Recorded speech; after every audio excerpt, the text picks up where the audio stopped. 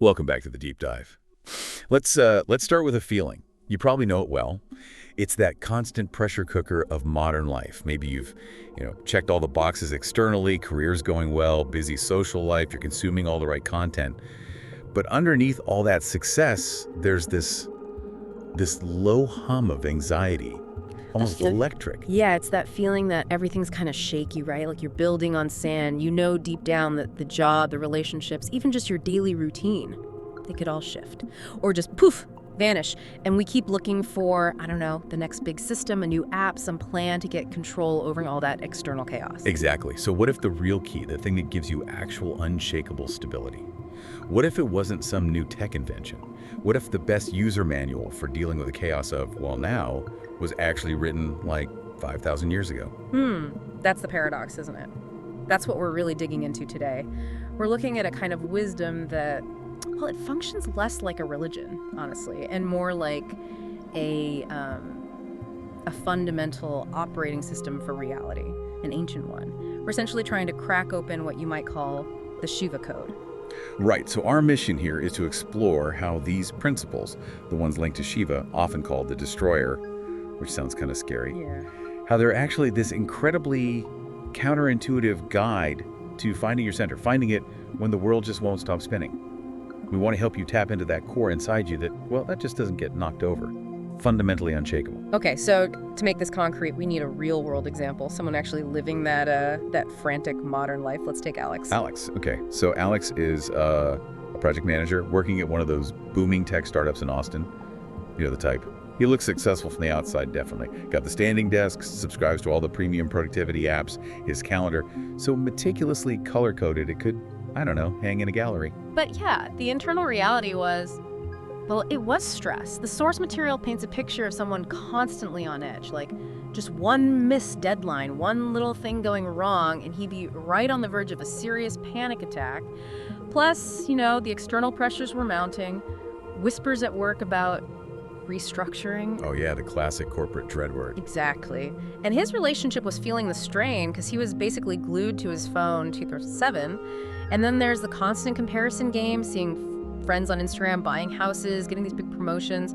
It was a lot. The chaos was definitely closing in. His whole system for control, it was starting to buckle. And then, bang, the breaking point. That big project he'd poured everything into for 6 months, just canceled, abruptly, gone. 6 months of work, vanished. Yeah. And that's the moment, right? The moment of truth. If you look at how he used to react, the old Alex would have just spiraled completely, obsessing, probably firing off angry emails, maybe frantically polishing his resume out of sheer panic. Pure reaction. But this time was different. Something shifted. He caught himself. He'd started, maybe unconsciously at first, to absorb the first big idea, the first code, and it stopped that spiral cold. Code 1, the dance of change. And for this, we really need to look at that powerful image of Shiva as Nataraja, the cosmic dancer. It's not just, a cool statue. It's a metaphor, a really dynamic one for how reality works. Okay, let's unpack that symbol a bit more because it feels important.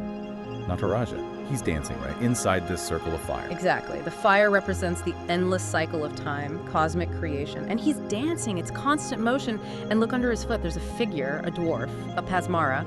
That dwarf represents ignorance, inertia, basically getting stuck. Shiva's dancing on ignorance. So the dance itself is creation and destruction happening together. Precisely. The universe runs on this rhythm, creation and destruction. And the destruction part isn't a bug, it's a feature. It's necessary. It clears the space for the next creation. So the only thing you can actually count on is change itself. Trying to cling to a door that's already closed. The sources say it's just exhausting and ultimately pointless. Okay, wait. I have to push back a little here. If you lose your job or a big relationship ends, calling it the dance, doesn't that feel a bit like, I don't know, spiritual bypassing, like minimizing real pain? How does this actually help someone move through that pain, not just label it? That's a really fair question. And it gets to the heart of the difference between, say, denial and genuine acceptance. This isn't really about suddenly feeling better. It's more about intelligent energy management. Look, pain is probably inevitable when things fall apart, but suffering is often our resistance to what's actually happening. Alex didn't pretend he wasn't frustrated or disappointed about the project. He felt that, but he accepted the reality. Okay, destruction phase. He literally thought the material suggests, okay, This is the dance. That door just closed. Energy's been freed up. Ah, okay. So instead of pouring all that newly available energy into fighting the closure, railing against it, he consciously decided, where's the new door? Because the cosmic law of the dance says there must be one opening. That reframes it completely. It's not a personal failure, it's just a transition. Exactly right. And that fundamental shift in where you put your energy moving from like frantic defense to a kind of curious readiness, that leads us straight into the second code, which is deeply counterintuitive for most of us. Code 2, the power of zero. Yeah. So if Nataraja is one key image of Shiva, the other powerful one is the ascetic, the meditator. You picture him sitting totally alone, deep in meditation, way up on the remote snowy peak of Mount Kailash. No followers around, no stuff, no possessions. He is nothing. And yet, in that nothingness, he's depicted as completely full, complete. And this speaks directly to that feeling Alex had, right? That sense of being suffocated by more. We're so trained culturally to think that the answer to any problem is adding something. A new habit, a new gadget, another notification, more stuff. Always more. The power of zero just flips that whole script. It suggests the path to inner fullness, to clarity, to that stability we want. It comes through subtraction, Right. Radical subtraction sometimes. It's the practice of non-attachment. In Sanskrit, moksha, letting go. Right, but you often see this idea get kind of watered down, don't you? Yeah. Like, oh, just tidy your desk and you'll find inner peace. It has to be deeper than just decluttering, surely. Oh, absolutely. It's way deeper. When Alex started applying this, yeah, he began with the obvious stuff. Deleted a few distracting apps, cleared the physical clutter off his desk. Easy wins. But the real power wasn't just having a clean desk. It was about reducing the cognitive input, the noise. The deeper point is about figuring out the absolute, the minimum viable input you need to function well, and then being really aggressive about cutting out the rest. Minimum viable input. I like that framing. Because we are, let's face it, addicted to input. We fill every spare second, don't we? Silence feels awkward, so we fill it with notifications, scrolling, obligations. Why is subtraction so much harder for us? Well, I think in our culture, adding feels like progress. It feels like growth. Subtraction, that feels like loss. Even if what you're losing is actually just noise, toxic noise, often. Alex realized that by creating space that's zero, he wasn't actually losing things of value, he was reducing interference. So he started saying no. No to social things he didn't genuinely want to do. No to endlessly scrolling news feeds. And the result of making that space, that subtraction, It was profound, according to the source. With less noise bombarding him, he actually started to hear his own voice again. His own priorities, that spaciousness, that zero, it became like fertile ground. New ideas started bubbling up, genuinely creative ideas, things that eventually led to his next big project, replacing the one that got canceled. okay, so that clarity, that space achieved through subtraction, it sounds like it prepared him for maybe the trickiest challenge modern life throws at us, dealing with our own internal contradictions. Which brings us to code 3. Exactly. Code 3. Hold the poison. And this is where the ancient mythology offers some really potent psychological insight. Right, the story of the churning of the ocean. Yeah, the Samudra Manthan. The gods and demons churn the cosmic ocean to get the nectar of immortality, the Amrita. But the churning first produces this lethal poison halahala, powerful enough to destroy the entire universe. Everyone panics. Shiva steps in. He gathers the poison and drinks it. But crucially, he doesn't swallow it down, which would kill him, nor does he spit it out, which would destroy the world. He just holds it in his throat, which turns blue, hence one of his names, Nilakantha, the blue-throated one. He neutralizes its destructive power by holding it. Wow. So he doesn't destroy the poison, but he doesn't let it destroy everything else either. He contains it. He integrates it, almost. And isn't there another image related to this? Ardhanarishvara. Yes, exactly. Ardhanarishvara depicts Shiva as literally half male and half female in one body, perfectly integrated opposites. So the lesson isn't about picking the good side and trying to obliterate the bad side, whether it's poison nectar or masculine feminine or any other duality. It's about having the capacity to hold the opposites, to hold the poison, the difficult stuff, the contradictions within yourself without letting it either corrupt you or force you into a paralyzing choice. This sounds like exactly what Alex is struggling with, that feeling of being pulled apart. He felt he had to be either the hard-charging, results-focused manager at work or the kind, sensitive, empathetic partner at home. Trying to be just one felt fake, fragmented. Totally. And then he gets tested, right? The material describes him having to give some really difficult, critical feedback to a team member who just wasn't performing. That's a classic poisonous situation, relationally. High potential for things to go wrong. Yeah, in the past he would have messed it up somehow. Either come down too hard and demotivate the person completely, or been too soft and failed the team. But applying Code 3, holding the poison, he realized he didn't have to choose between being tough or kind. He consciously embraced holding both.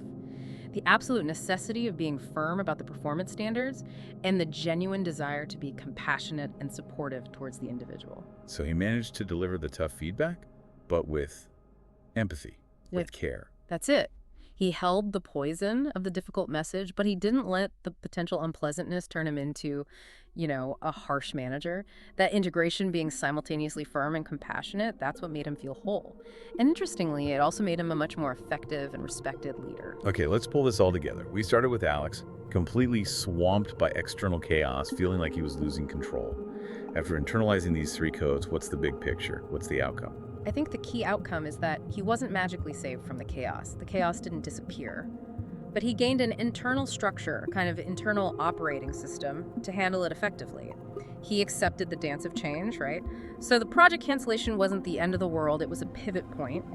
He quickly moved towards finding a new, actually more innovative project. And he used the power of 0, creating space by subtracting noise. Yes. Cutting down the cognitive clutter gave him the mental bandwidth to be truly present in his relationship and to think clearly, strategically about his next steps. And finally, holding the poison allowed him to stop that internal war, that feeling of being fragmented. Right. He could be tough and kind, ambitious and empathetic. He became more authentic, more integrated, more whole. Essentially, he got his power back, not by controlling the outside world, but by finding this profound stability inside. So this isn't really about belief, is it? It's not about converting to Hinduism or worshiping a deity. It seems more like recognizing that this ancient wisdom, symbolized by Shiva, is actually describing a fundamental part of our own internal wiring, an operating system that's already there. It's about finding that part of you, deep down, that just watches, the part that doesn't change, no matter what drama is playing out. That's beautifully put. That unchanging part is the calm, aware observer. It's the aspect of your consciousness that witnesses the canceled projects, the relationship stress, the social media pressures, the restructuring anxieties. It sees it all, but it doesn't get swept away by it. It doesn't become the drama. That observer, that untouched, stable core, that's your personal Mount Kailash right here, inside you. So the big takeaway from all listening right now isn't that the chaos is going to stop. Let's be real, it probably won't. That's just life. But by starting to work with these codes, you can cultivate an internal center of gravity, one that ultimately can't be knocked over. That core inside, it stays stable no matter what the world throws at you. So maybe take a moment now or later today, think about those 3 codes Alex used.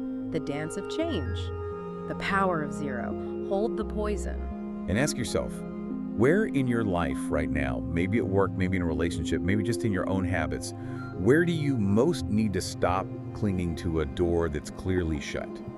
Or where could you benefit from some radical subtraction? Where could you create some 0 to actually hear yourself think again? And maybe chew on this final thought. If the deepest goal is connecting with that calm, aware observer within you, your personal Mount Kailash, that's the most challenging thing, maybe the most difficult, confusing, or even destructive thing that observer has witnessed in your life recently. And how did simply recognizing the unchanging nature of the observer itself? How did that shift, even slightly, your perspective on that difficult event as it was happening, or maybe looking back on it now? We hope this deep dive gives you some tools, some perspective for finding your own unshakable core. Until next time, find your center.